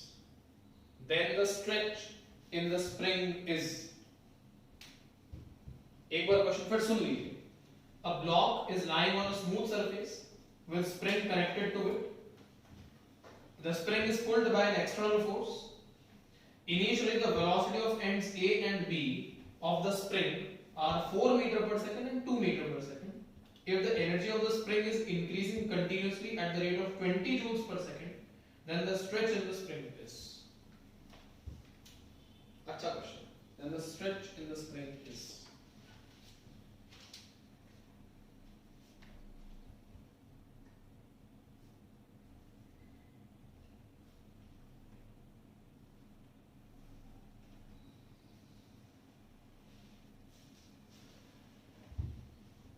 इसमें एक चीज सीखने वाली है, जब आप किसी स्प्रिंग के एंड को पुल करते हो तो पूरी स्प्रिंग में सेम फोर्स एक्सपीरियंस होता है।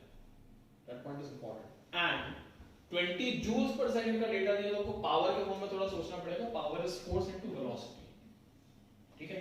तो ये चीज थोड़ी सी इंपॉर्टेंट है इसमें। अब एक बार आप खुद देखो, पुल करोगे तो ए पॉइंट की टेंडेंसी कहां होगी जाने की? आगे।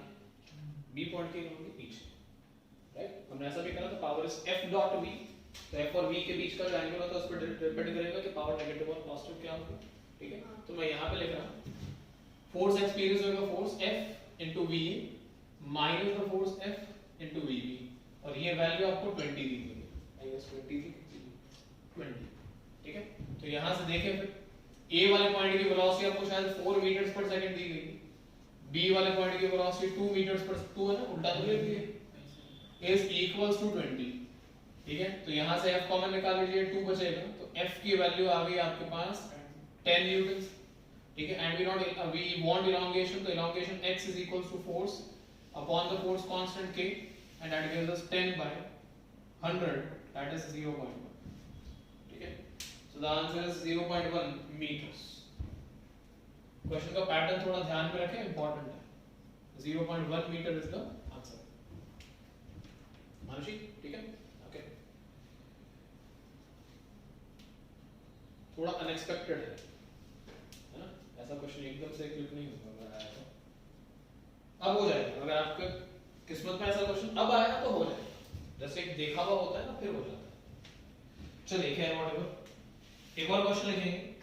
A body of mass m accelerates from rest, a body of mass m accelerates from rest to velocity v1, a body of mass m accelerates from rest to velocity v1 in time t1, to velocity v1 in time t1. The instantaneous power delivered to the body is, the instantaneous power delivered to the body is,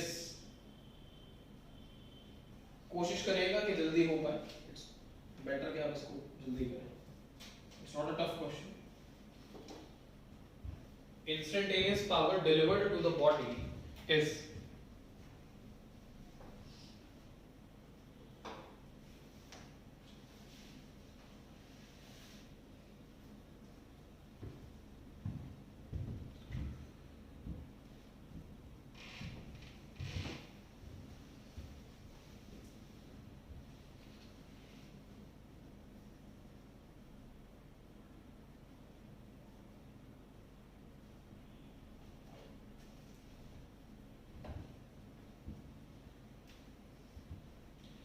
अगर मान लीजिए NEET में या JEE में इस pattern का question आया और आप बहुत ज्यादा सोचने में मजबूर हैं, आपको लगता है कि बहुत ज्यादा आपको सोचना पड़ रहा है, तो ऐसे क्वेश्चन को उस टाइम पे मत करिएगा, ठीक है। ये क्वेश्चन फॉर्मूला बेस्ड है, फॉर्मूला बेस्ड है, तो इसका मतलब क्या होगा, क्वेश्चन को समझो पहले क्या है। क्वेश्चन में वो कह रहा है कि पार्टिकल रेस्ट से चालू हुआ और v1 स्पीड अचीव कर ली, तो तुम्हें इतना पढ़ के समझ में आना चाहिए पार्टिकल एक्सेलरेटेड है, दिया हुआ भी एक्सेलरेटेड है। हाँ आंसर कितना है? मेरा m v1 square by t1 आया। नहीं, तो पार्टिकल की जो एक्सेलरेशन है is rate of change of velocity by time, तो v1 minus 0 by t1 minus 0, so it will be equal to v1 by t1. This is the acceleration. Now force acting on the particle or the body जो भी है is equals to होता है mass into acceleration. So mass is constant, so we get m into v1 divided by t1. That is power. Sorry, that is force. ठीक है, and what we need power का data हमें चाहिए ना। Okay, तो force into displacement कर लेते हैं, ठीक है।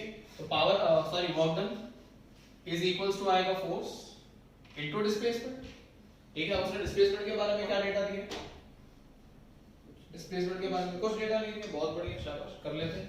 तो ये बन जाएगा, रुक जाओ अभी, रुक जाओ, mass into velocity v1 by t1 is the force, s is equal to ut plus half at square, u is 0, ठीक है, समझ गए। तो into half into a is how much, v1 by t1, ठीक है। आंसर में t1 ही है क्या सब कुछ?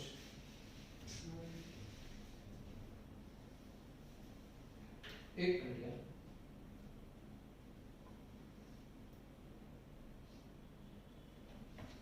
एक मिनट, सब कुछ t1 कैसे दे रहे हो?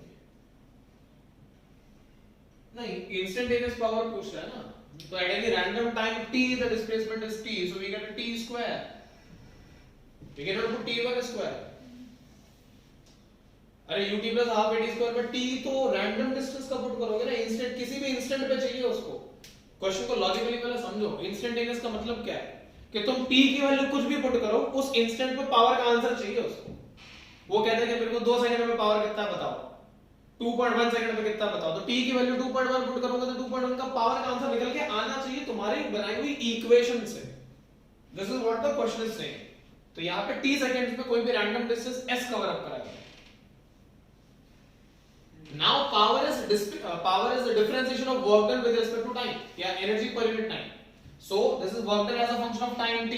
अच्छा, इसको सॉर्ट आउट करो पहले, क्या है इसको, ये बन जाएगा कैपिटल M into v1 का स्क्वायर by 2t1 का square into t, this is your work done, comfortable, and we want power, हाँ बोल, t square, sorry, t, हाँ जी, t square, तो power p is equals to the rate of work done with respect to time, so power p is equals to capital M v1 square by twice of t1, t1 का भी square है ना, हाँ ठीक है, तो t1 का square into 2t with respect to time, तो 2 से 2 कैंसिल हो जाएगा, तो power p is equals to आ जाएगा capital M into v1 square into t divided by t1 square. So this is the value of instantaneous power.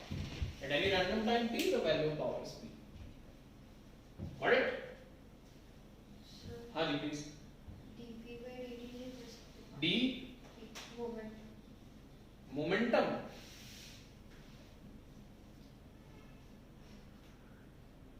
Momentum से power कैसे पहुंचे? What is this p? Power ना, power को momentum से कैसे link कर देंगे? काइनेटिक एनर्जी की फॉर्म में क्या, जा कहां करेंगे, क्या किया?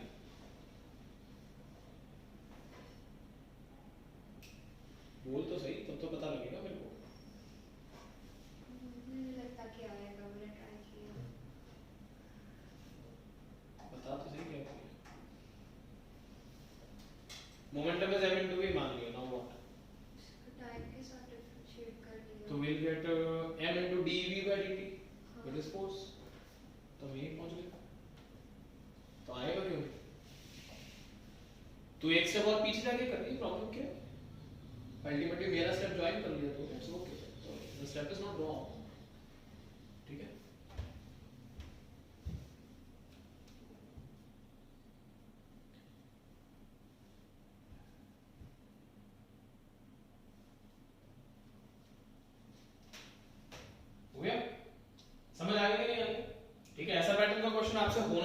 एथिकली अगर कही जाए बात तो ये ऐसा क्वेश्चन आपसे मिस नहीं होना चाहिए, ठीक है। बहुत ये ना मतलब ऐसा क्वेश्चन है कि ऑप्शन को देख के आपको थोड़ा सा समझ में आना चाहिए कि जल्दी हो जाएगा। ऑप्शन में थी और तो समझ में तो आ सकता है। हाँ यस, ठीक है। तो ये चीज है, थोड़ा ध्यान रखें। और कई बार फिजिक्स में एक टेक्निक थोड़ी सी दिमाग में रखें, हर बार ना करें ऐसा, पर ट्रायल एंड एरर में कई बार क्या होता है कि ऑप्शन में एक ही ऐसा ऑप्शन होता है जिसकी यूनिट्स मैच करती हैं, बट समटाइम्स इट हैपेंस दो ऑप्शन मैच करके तो आपको करना ही पड़ेगा, वो तो है ही, पर समटाइम्स इट इज लाइक कि चारों में से सिर्फ एक ही ऑप्शन है जो पूछा होगा, जैसे मान लो टॉर्क पूछा है तो एक ही ऑप्शन होगा जिसमें न्यूटन इनटू मीटर बनेगा। मैं आपको एग्जांपल दे रहा हूं, तो कई बार ना हो तो ऐसे थोड़ा खेल सकते हैं, ठीक है। क्या है, एक क्वेश्चन और करेंगे। Particle moves from point A, a particle is simply particle moves from point A to B along the line shown in the figure. Particle moves from point A to B along the line shown in the figure under the action of a force, under the action of a force minus xi cap plus yj cap, minus xi cap plus yj cap। आपको देख के समझ में आना चाहिए, ठीक है। ये डायग्राम था, सॉरी ये ग्राफ दिया हुआ एंड ए पॉइंट और बी पॉइंट के कोऑर्डिनेट्स हैं, तो this point is A, coordinates are 1, 0, this point is B and the coordinates are 0, 1, ठीक है। बी पॉइंट के कोऑर्डिनेट्स है 0, 1। Determine the work done on the particle by capital F vector, determine the work done by the particle, determine the work done by the particle by capital F vector in moving the particle from A to B, in moving the particle from A to B, that's it, correct, in moving the particle from A to B। गलत मत करिएगा, सभी को ये question आता है।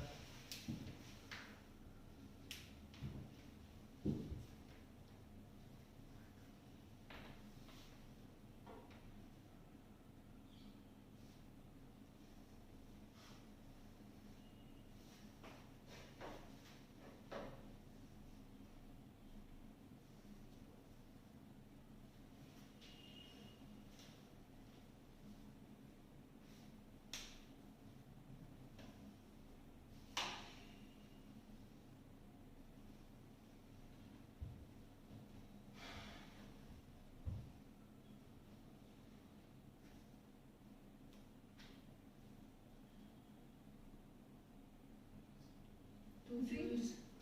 What? 2 joules. 2 Joules.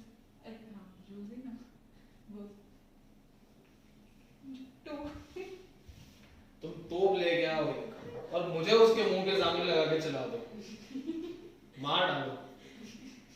एक का आंसर 0 जूल आ रहा है, एक का आंसर 2 जूल आ रहा है, उस पर श्योर नहीं कि जूल आएगा और आंसर दोनों का गलत। हाँ शाबाश, मतलब तुम्हारी उम्र इतनी लंबी हो ना कि तुम जी जी के बोर हो जाओ, इतना जियो के। हाँ कितना आंसर आ भाई, सच में ये देखो तुम्हारे आंसर सुन के डस्टर ही हाथ से गिर गया मेरा।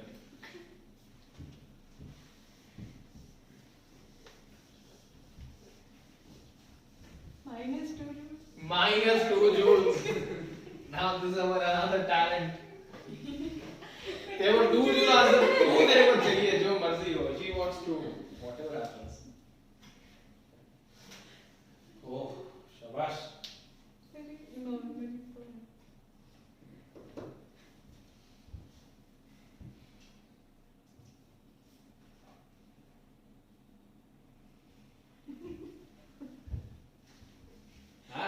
कुछ हुआ? पर हम ये ऐसे ही तो करता है नॉर्मली। हाँ नॉर्मली ही करना, मैंने कब बोला है नॉर्मली करना है। वो वीके आया कोई आंसर? 2 ही आ रहा है। आश्वी 2, शुभम तुम सबका 2 आ रहा है? एक्चुअली मेरा 1/4 joules 1/4। दीदी अपना दीदी चांस ही नहीं ले रही है, कुछ बोलना ही नहीं। ओके फाइन, क्या पता फॉर्मेट में आंसर में कुछ गलती हो, फिर सभी का आ रहा है। तो f vector dot dr vector, ये करा है। Okay. तो integral dw integration force is minus xi cap plus yj cap dot dxi cap and dyj cap, ठीक है। तो this becomes integral minus x dx plus y dy, I dot I is 1, j dot j is 1, I dot j is 0 and j dot I is 0, ठीक है। Integration x की हमारे पास क्या चलेगी, 1 से लेके 0, ये चलेगा 0 से लेके 1, ठीक है। तो x का integration is x square by 2, तो 0 माइनस 1 by 2, मेरी गलती है, सॉरी।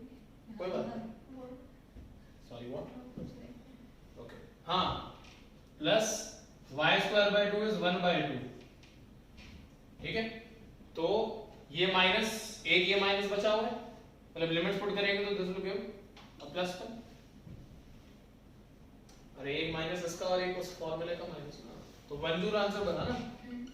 मतलब तुम देख रहे हो तुम्हारा टैलेंट दूर दूर तक नाम रोशन हो गया। वो पढ़ा था ना सेल्फ एनर्जी इनफिनिटी से सरफेस के भी, हाँ 1 plus 2 1 by 2 plus 1 by 2 1 by 4 आता है। That is pure talent. ये तो तुम्हारा भी ना ऐसे चक्रवर्ती सम्राट बनोगे सबके सब, इनफिनिटी से आर से लेके इनफिनिटी तक तुम्हारा पूरा फील्ड फैलेगा, हर जगह दृष्टि दृष्टि दृष्टि, हर जगह मानुषी मानुषी मानुषी, राजकुमारी मानुषी की जय, राजकुमारी मानुषी की जय, हैं। फिर वो माहेश्वरी वाला गाना भी चलेगा, माहेश्वरी, हैं, वीकेंड। एक दूर का आंसर निकालना था, fxi cap, fij cap, fzk cap, तुमसे ये नहीं हुआ, वो डिफरेंशियल वाला देता तो वो हो जाता क्योंकि वो रटा हुआ तुमने। चलो ठीक है, इतना ही करेंगे आज, नेक्स्ट क्लास में हम लोग करेंगे क्वेश्चन, ध्यान रखिए, ठीक है। अच्छा, और इलेक्ट्रोस्टैट्स की मैंने डीबीबी के प्रिंट निकलवा दी, वो लेके जाना।